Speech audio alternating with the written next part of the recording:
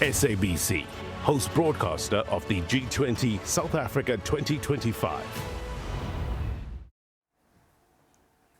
Well, of course, we're talking G20, but we also have a spin on our Smile South Africa feature this morning, and you'll see it in a moment. Now, the government of South Africa, under its presidency of the G20, has formally endorsed the Children's 20 as one of the official engagement groups for the G20 Social Summit. And this milestone embeds children's voices and their priorities into one of the world's most influential global forums for economic and social policy. Now, today, the G20 Social Summit opens with a clear message from children from across the continent that meaningful change is only possible when their voices are also heard in order to shape the decisions that affect their futures.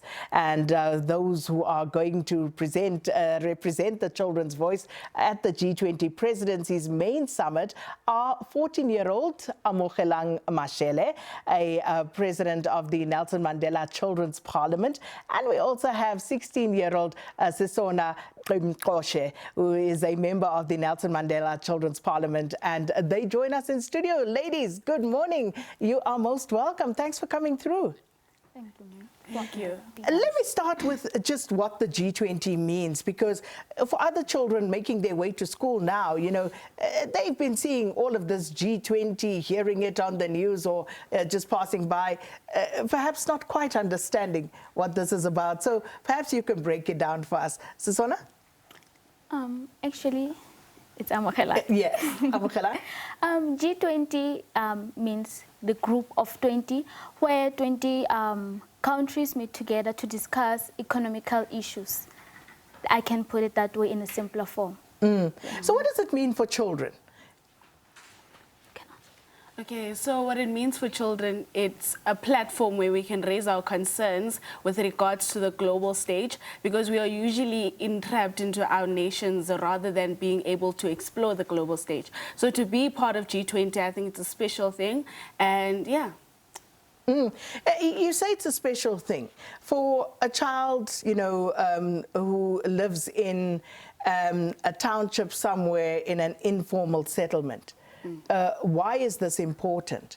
Why do you think they should care about the summit?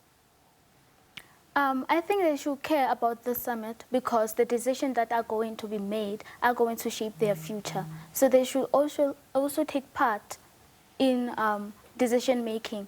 So it is important for them. But how do they take part, Sesona? How do they take part? So what I did before the summit, I opened up a conversation on my socials in terms of what are your issues, what exactly are you facing?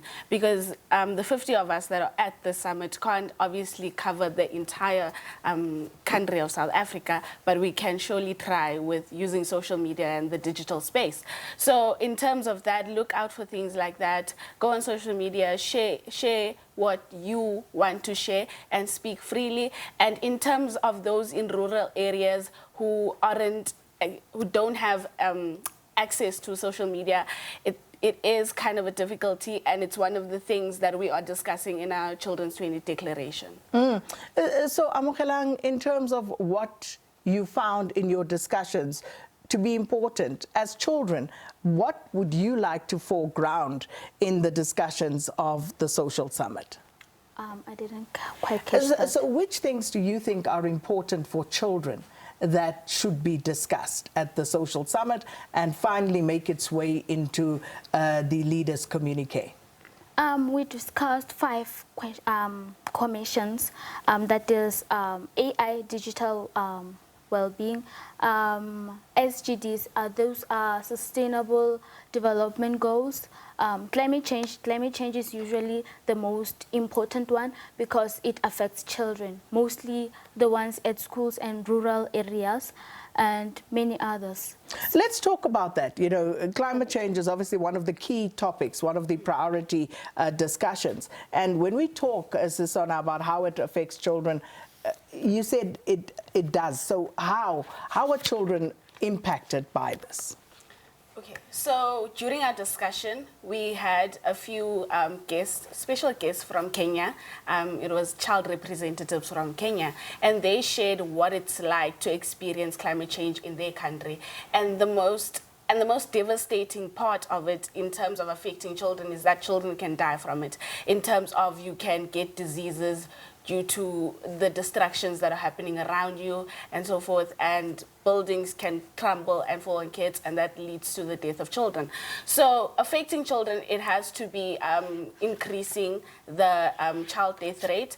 It has to be I don't know how to structure this properly, but it has to be how it affects their mental health, because in terms of South Africa, there's not much support when it comes to climate change, disasters, and so forth. And, you know, you are going to be the voice of children from South Africa, and of course the rest of the world. And here's another platform. Some leaders, I would imagine, have woken up early. They're probably watching right now. What message would you like to send, Amogelang? As children, we deserve to be heard, because nothing about us without us. We deserve to be included in decision making. That's all I can say. I hope the leaders can hear right now. Sesona? For me personally, I want to say to the children of South Africa and the rest of the world that anything is possible if you put your mind to it.